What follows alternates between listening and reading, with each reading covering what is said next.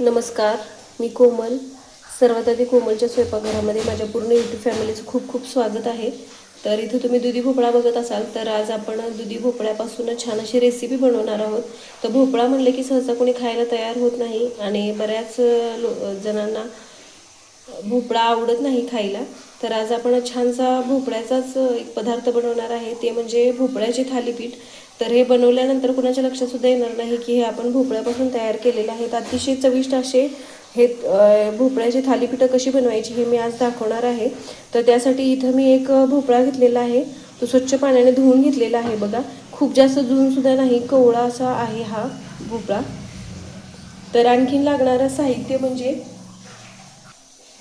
थोडीशी हिरवी मिरची, लसूण घेतलेला आहे मी, कढीपत्त्याची पानं, बारीक चिरलेली कोथिंबीर, जिरं घेतलेलं आहे, ओवा घेतलेला आहे आणि ही थोडीशी दालचिनी घेतलेली आहे. तर याचं आपल्याला वाटण तयार करून घ्यायचं आहे. अशा पद्धतीने वाटण तयार करून थालीपीठामध्ये टाकलं की थालीपीठाला आणखीन छान टेस्ट येते. तर सुरुवातीला मी याचं वाटण तयार करून घेते. तर हे बघा, मी हे सगळं मिक्सरच्या भांड्यामध्ये काढून घेतलेलं आहे. तर कढीपत्त्याची पानंसुद्धा या वाटणामध्ये टाकायची, म्हणजे थालीपीठाला आणखीन छान टेस्ट येते. त्यासाठी मी कढीपत्त्याची पानंसुद्धा याच्यामध्ये टाकते. तर हे मी मिक्सरला बारीक करून घेते. तर हे बघा, मी मिक्सरला वाटण हे तयार करून घेतलेलं आहे. तर आता आपल्याला थालीपीठासाठी पीठ मळून घ्यायचं आहे. तर थालीपीठं बनवण्यासाठी मी पीठं कोणती कोणती घेतलेली आहे ते सुरुवातीला सांगते. मी गव्हाचं पीठ घेतलेलं आहे, थोडंसं ज्वारीचं पीठ आणि बाजरीचं पीठसुद्धा आहे. तुमच्याजवळ जर तांदळाचं पीठ असेल तर तुम्ही ते सुद्धा टाकू शकता. आणि थोडंसं आपल्याला बेसन पीठसुद्धा लागणार आहे. तर सुरुवातीला आपल्याला हा जो भोपळा आहे तो खिसून घ्यायचा आहे.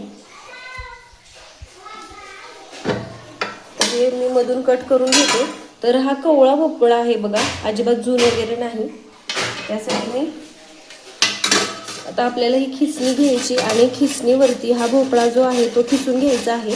जर तुमच्याजवळ जून थोडासा दुधी भोपळा जर असेल तर वरच्या साईडनेच फक्त खिसून घ्यायचा, आतल्या बिया काढून घ्यायच्या, त्या बियांना हे टाकायच्या या थालीपीठामध्ये. तर हे बघा, छान असा हा भोपळा सुरुवातीला आपल्याला खिसून घ्यायचा आहे.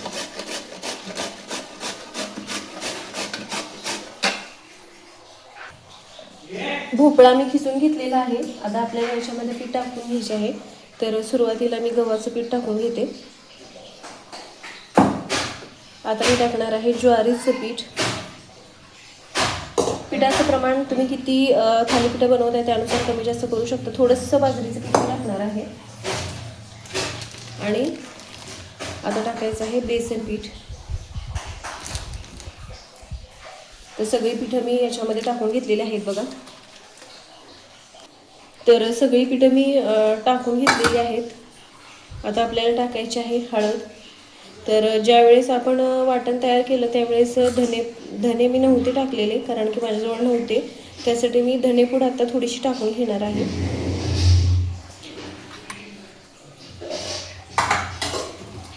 चवीनुसार मीठ टाकून घ्यायचं आहे.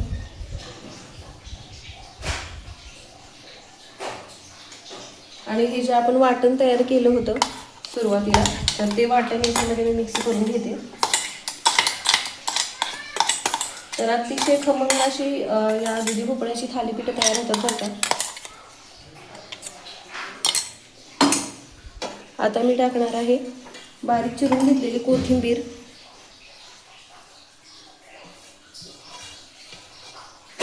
आणि ही पिठं जी आहे ती सुरुवातीला आपल्याला हाताने मिक्स करून घ्यायचं आहे व्यवस्थित भोपळ्यामध्ये,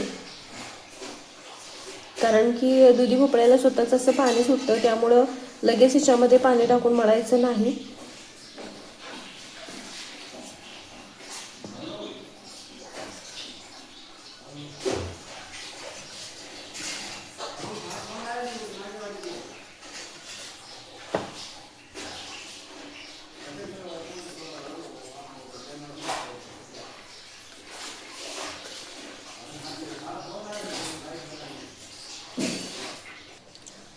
तर सुरुवातीला मी या पिठामध्ये सगळे मसाले वगैरे मिक्स करून घेतलेले आहेत बघा. आता मी मिक्सरच्याच भांड्यामध्ये थोडंसं पाणी टाकून घेतलेलं आहे आणि अगदी थोडंसं पाणी टाकून हे मी मळून घेणार आहे.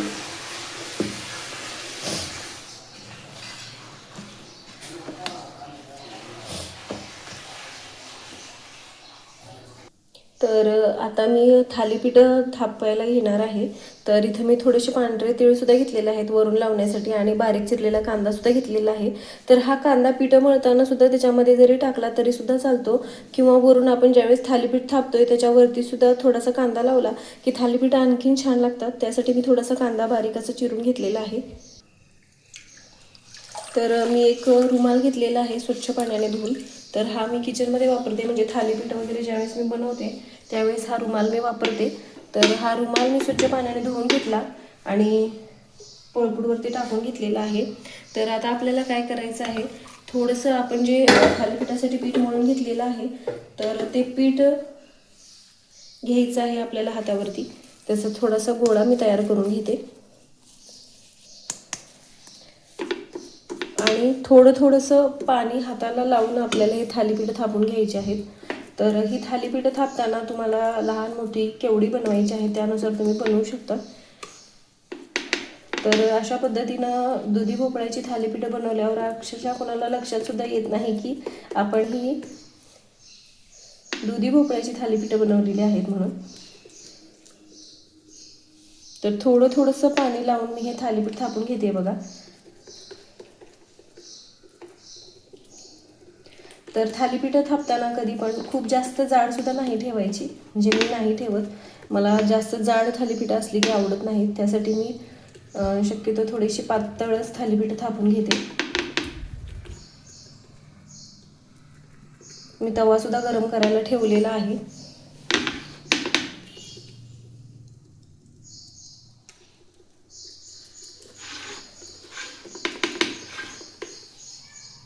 तर हे बघा मी थालीपीठ थापून घेतलेलं आहे. तर आता आपल्याला काय करायचं आहे, वरून मी टाकणार आहे थोडीशी पांढरे तीळ आणि बारीक चिरलेला जो कांदा आपण घेतला आहे तो थोडासा याच्यावरती टाकून घ्यायचा आणि हाताने असा खाली याला प्रेस करून घ्यायचा. तर थालीपीठ दिसायला सुद्धा खूप छान होतात अशा पद्धतीने बनवली की, आणि खायला सुद्धा अगदी छान लागतात कांदा टाकल्यामुळे. तर थोडंसं ओल्या पाण्यात मी बोटं बुडवून घेतली आणि अशा पद्धतीने याला होलं करून घ्यायची आहेत, म्हणजे ती एकसारखी थालीपीठ भाजली जातात. तर आता मी हे भाजून सुद्धा दाखवते थालीपीठ. तवा मी व्यवस्थित गरम करून घेतलेला आहे. सुरुवातीला मी थोडंसं तेल तव्यावरती लावून घेते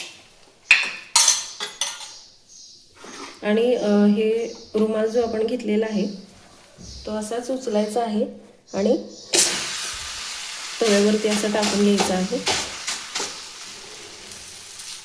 थोडंसं हाताने प्रेस करायचं आणि अलगद असा हा रुमाल काढून घ्यायचा. तर हे बघा अगदी छान अशी थालीपीठ तयार होतात भोपळ्याची सुद्धा. तर मीडियम गॅस ठेवायचा आणि मीडियम गॅसवरती ही थालीपीठ खमंग अशी भाजून घ्यायची. तर मुलांना वगैरे टिफिनला अशा पद्धतीनं भोपळ्याची थालीपीठ आपण नक्कीच देऊ शकतो. तर मुलं सहसा भोपळा वगैरे खात नाहीत, पण अशा पद्धतीनं थालीपीठ जर बनवलं तर मुलंसुद्धा अगदी आवडीनं हे थालीपीठ खातील.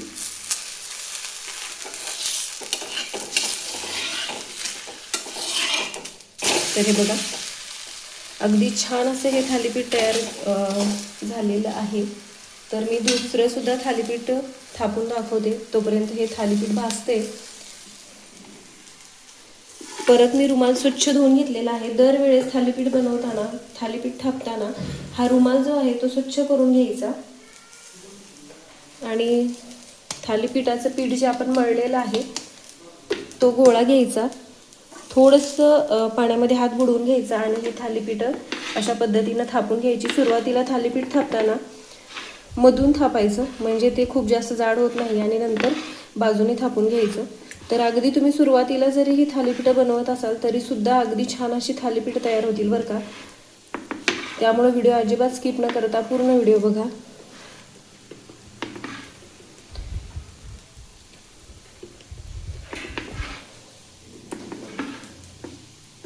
तर हे बघा अशा पद्धतीने मी थोडंसं हात ओला करून ही थालीपीठ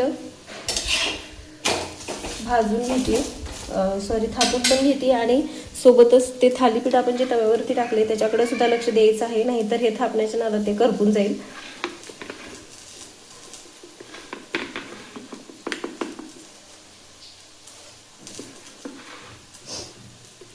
तर हे बघा, दुसरं सुद्धा थालीपीठ मी थापून घेतलेलं आहे.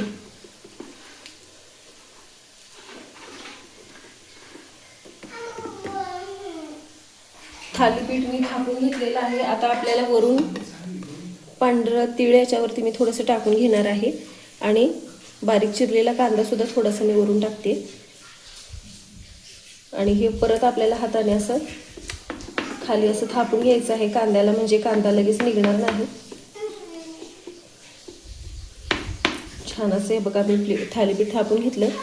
थोडंसं पाण्यामध्ये बोटं ओली केली आणि याला होलं सुद्धा मी करून घेतलेली आहे. तर हे थालीपीठ सुद्धा छान असं भाजलेलं आहे हे बघा. तर हे मी काढून घेते. तर दुसरं सुद्धा मी थालीपीठ थापून घेतलेलं आहे, ते सुद्धा मी भाजून दाखवते. रुमालासकट आपल्याला टाकून घ्यायचं, हाताने थोडंसं खाली प्रेस करून घ्यायचं आहे त्याला आणि अलगद असा हा रुमाल जो आहे तो काढून घ्यायचा. दरवेळेस थालीपीठ थापताना रुमाल स्वच्छ धुवून घ्यायचा आणि मगच त्याच्यावरती थालीपीठं बनवायची. मीडियम गॅस ठेवायचा. मीडियम गॅसवरती छान अशी थालीपीठं खमंग अशी भाजेपर्यंत आपल्याला दोन्ही बाजूने भाजून घ्यायची आहेत.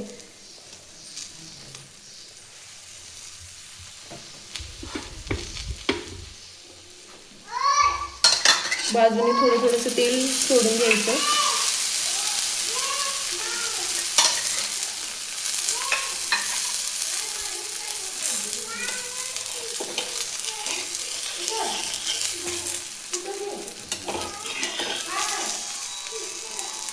तर हे थालीपीठ मी पलटी करून घेते बघा. तर अगदी छान अशी थालीपीठं तयार होतात. तर अशा पद्धतीने मी सगळी थालीपीठं बनवून घेणार आहे.